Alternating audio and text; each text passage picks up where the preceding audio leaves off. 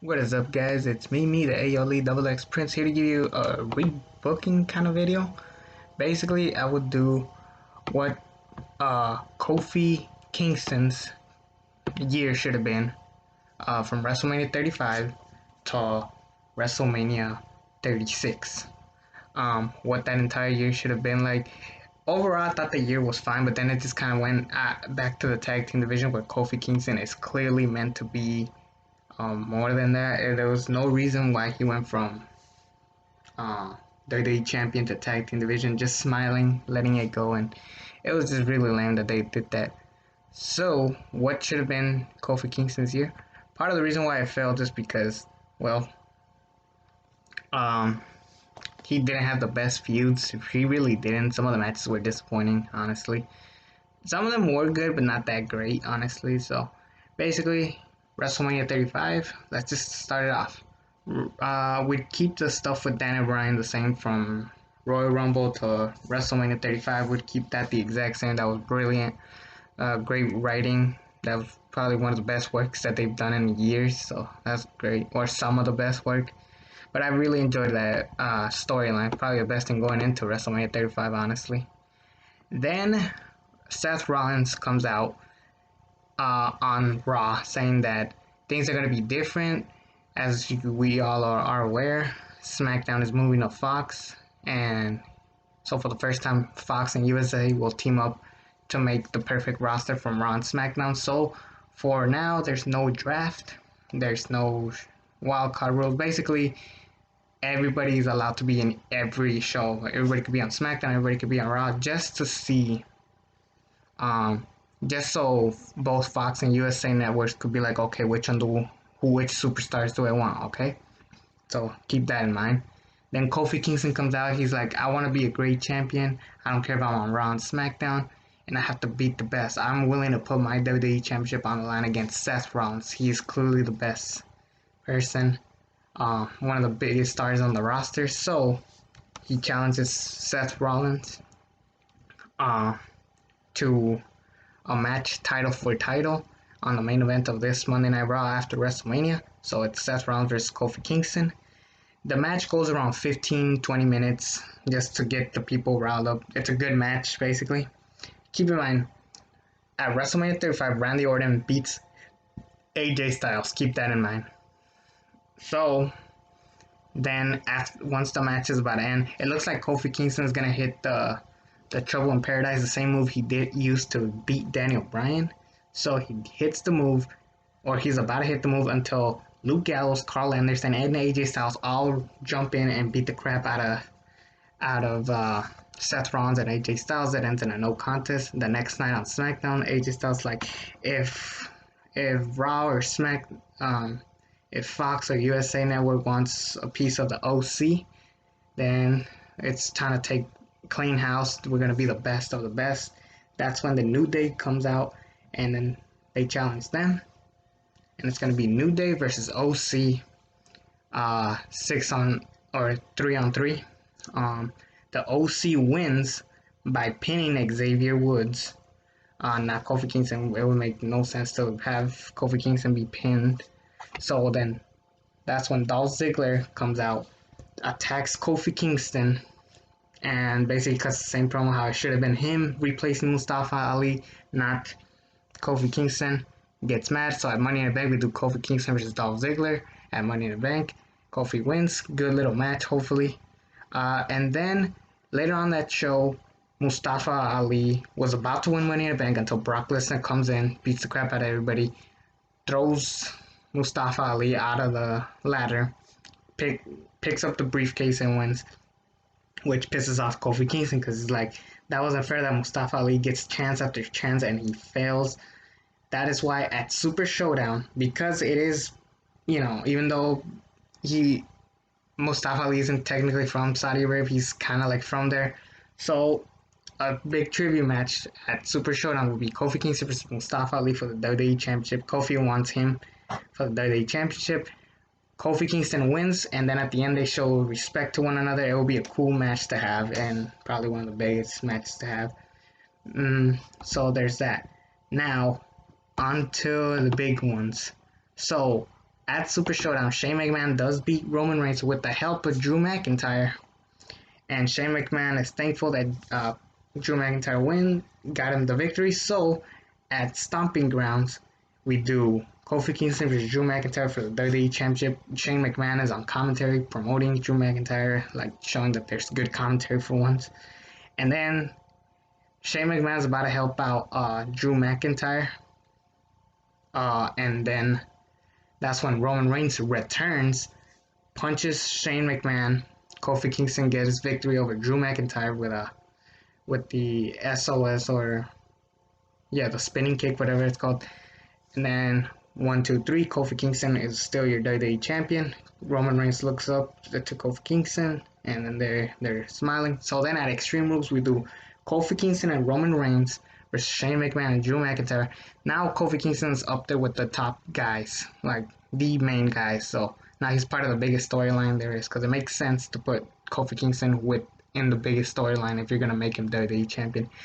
Big E and Xavier Woods are kind of jealous, like he feels abandoned because he's teaming up with Roman Reigns. He's fighting they haven't been tag champs in a while. There's this and that, and Big E and Xavier Woods feel a little bit betrayed, but they're like whatever. And then Kofi Kingston's like, come on, I may never get a chance to be WWE champion again, so this is why I need to hold this belt as long as I can, because I am a fighting champion. So, like I said, Extreme Rules, Roman Reigns, Kofi Kingston, Shane McMahon, Drew McIntyre, and a no-holds-barred street fight. Whoever gets the pinfall at the end wins the belt. So Roman Reigns could get the pinfall and win the belt, or Shane and Drew.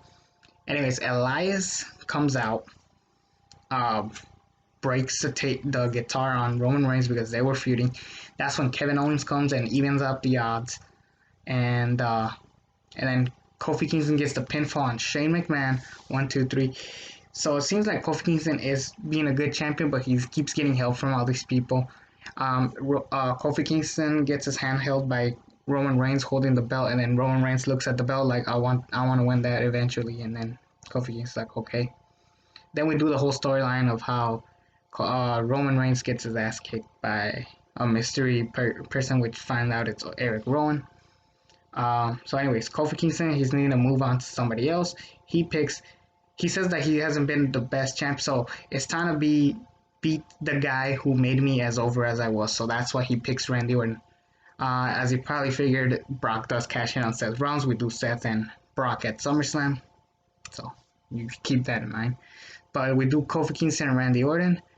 Randy Orton wins by disqualification. We do the same booking. It was kind of dumb that they did it twice. First Joe and Styles, and then Kingston and Orton, but it makes sense because now we get a different side of Kofi Kingston, that he's not more brutal, he's more violent, he's more tough. So I like that. So then at Night of Champions, we'll make it no disqualification match. Kofi Kingston versus Randy Orton at Night of Champions, no DQ. Kofi wins, finally gets his big victory over Randy Orton. There's that. And then at the SmackDown debuting on Fox, we do Brock Lesnar versus Kofi Kingston. Brock Lesnar does beat Kofi Kingston in 8 seconds. And because the Universal Championship eventually moves over to the Universal Championship, because that moves over to SmackDown, Brock Lesnar, who is the WWE Champion, is going to SmackDown. But he is feuding with Rey Mysterio, who's on Raw. So as long as Brock Lesnar is the WWE Champion, he could go to Raw and SmackDown back to back, because he's Brock Lesnar, he's an asshole like that. Anyways, by the way, at SummerSlam,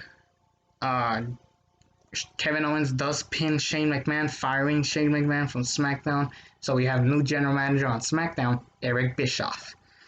Keep that in mind just for a little bit. So anyways, Kofi Kingston is kind of upset that he lost his belt. He wasn't gonna win it. Big E and Xavier Woods are forgiving him, but he's like, you'll always have the New Day on your side. This family will never be broken up. And that is when Kofi Kingston is on the tag team division, fighting the Revival for the time being until the Royal Rumble. Now let's move on to, anyways, so Brock Lesnar versus Rey Mysterio at Survivor Series. Rey Mysterio wins, and then loses it to Seth Rollins at TLC in a TLC match thanks to the help of the AOP and Buddy Murphy later on that show. So yeah, Seth Rollins wins the WWE Championship on freaking SmackDown or on Raw. Yeah, my bad. So anyways, Brock Lesnar wants the Universal Championship since he's on SmackDown. Bray Wyatt is just like on top. He's feuding with Daniel Bryan. Eric Bischoff's like, no, I'm not Paul Heyman, who's the general manager of Raw. He's like, I'm not Paul Heyman. I'm not gonna be the one hugging you and going easy on you. If you want the Universal Championship, if you want WrestleMania main event, if you want all of this, you're gonna have to win the Royal Rumble. But you'll be entering number 1. Brock Lesnar gets mad. He F5s Eric Bischoff. We have a replacement GM for the time being. I don't know who could it be. Can't think of a good face. I don't know who else they could bring. But anyways, Brock Lesnar enters the Royal Rumble number 1. Kofi Kingston seizes his opportunity to be at the top once again. He could fight WWE Champion Seth Rollins, or he could fight Universal Champion The Fiend Bray Wyatt. Either way, he wants to be champion once again. He does enter the Royal Rumble like at number 8 or something. And every time Brock Lesnar tries to throw out Kofi Kingston, he does one of his old moves to stay in the Royal Rumble, showing that he was willing to do anything to stay in the Rumble. He does the handstand, he does the pogo stick on the chair, he holds on to the ring turnbuckle for as long as he can. He does all this stuff until Drew McIntyre comes out. Also, meanwhile, as Kofi Kingston is out of the ring trying to get back in, people are still coming in the Royal Rumble and Brock Lesnar is doing quick work with them. So we still have those funny moments. But anyways, Drew McIntyre comes out. They have a stare down. Brock Lesnar doesn't realize that Kofi Kingston is back in the ring. He low blows Brock Lesnar. And then Drew McIntyre claymores Brock Lesnar out of the ring. We continue the show. Kofi Kingston, he makes it to the end. He's pretty much the Iron Man of the entire Royal Rumble. Baron Corbin comes out at number 30, eliminates Kofi Kingston because he's a heel and like that. So Kofi Kingston is furious. He's pissed off, and then eventually Drew McIntyre wins the Royal Rumble and challenges Seth Rollins at WrestleMania 36. At Super Showdown, we do Kofi Kingston versus King Corbin, and then he eventually feuds with Roman Reigns at WrestleMania 36, capping up that feud, but it never does because Roman Reigns walks out on WWE. Keep that in mind. So anyways, Kofi Kingston beats King Corbin at Super Showdown in a steel cage match. He wants it to be a steel cage match just in case New Day or or whoever interferes. He wants it to be a steel cage. Kofi Kingston gets his big victory over King Corbin. So there's that. And then Brock Lesnar on that same show. Bray Wyatt is impressed with Brock Lesnar eliminating as many men as he could at the Royal Rumble. So that is why Bray Wyatt challenges Brock Lesnar for the Universal Championship at Super Showdown. And Brock Lesnar wins, getting nuclear heat. Brock Lesnar is on top once again. Kofi Kingston comes out and he says, I'm mad that you're back as champion, but hey, you never eliminated me from the Royal Rumble. Instead, I helped you get eliminated and this and that. Also, another side note, Bray Wyatt faces Daniel Bryan at the Royal Rumble in a strap match, and as long as Bray Wyatt is Universal Champion, Daniel Bryan cannot fight for the Universal belt. Now that Bray Wyatt isn't champion, Daniel Bryan's like, hold on, I was promised that once Bray Wyatt was no longer champion, he could win the belt. So then Eric Bischoff, who comes back from injury, sets up Kofi Kingston versus Daniel Bryan on that same show. Winner faces Brock Lesnar at WrestleMania. Brock Lesnar doesn't want either of those guys because they're just smaller guys. He wants real competition. Brock Lesnar beats the crap out of both of them. Ends in a no contest. Eric Bischoff's like, oh God, Brock, you're such an idiot. Both of them lost. And both of them won. So at WrestleMania 36, it will be a triple threat match. Brock Lesnar, Kofi Kingston, Daniel Bryan for the Universal Championship. Kofi Kingston gets a shot one more time. We're doing Kofi Mania 2. Daniel Bryan and Kofi Kingston, and then Brock Lesnar as another side note. It will be a good, interesting match. I was thinking of putting Daniel Bryan with Sami Zayn, but I didn't want to see that. Instead, I would do Sami Zayn versus Jeff Hardy. A big comeback story. It would be a nice story to have Jeff Hardy win the IC belt from Sami Zayn. Or if they want to put over Sami Zayn, whatever. But I prefer that. And Daniel Bryan should be on top like he should be. Anyways. So yeah, Brock Lesnar, Kofi Kingston, Daniel Bryan, WrestleMania 36. We have that storyline, and the part of the reason why I make it a triple threat match is because it also counts as no disqualification. But Daniel Bryan and Kofi Kingston finally team up to try to beat Brock Lesnar. They do have some times where they turn on each other, but eventually Big E comes mysteriously, grabs Kofi Kingston, and gives his big signature move on Kofi Kingston. The commentator's like, oh my god, what the hell is Big E doing? He cost Kofi Kingston the shot at the Universal Championship. He cost him his one and only shot to be Universal Champion. Daniel Bryan is shocked. He's just like on top of the ring, like, what the hell? That's when Brock Lesnar comes out, F5s Daniel Bryan, pins him. Brock Lesnar is still your Universal Champion. Don't worry, I'll have Brock Lesnar versus Bray Wyatt at SummerSlam or whenever this pandemic dies down. And then we continue this. Then we have this feud of Kofi Kingston and Big E because Xavier Woods is missing. Big E's like, you keep trying to break this family apart because you don't realize that Kofi, you were nothing and this and that. And Kofi Kingston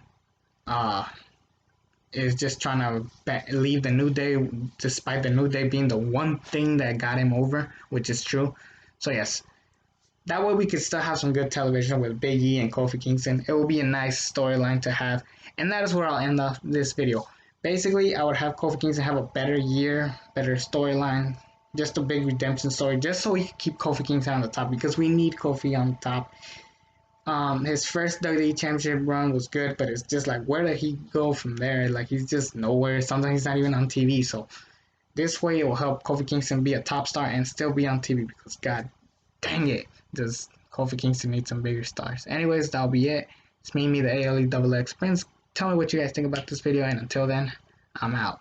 Too sweet, Young Bucks.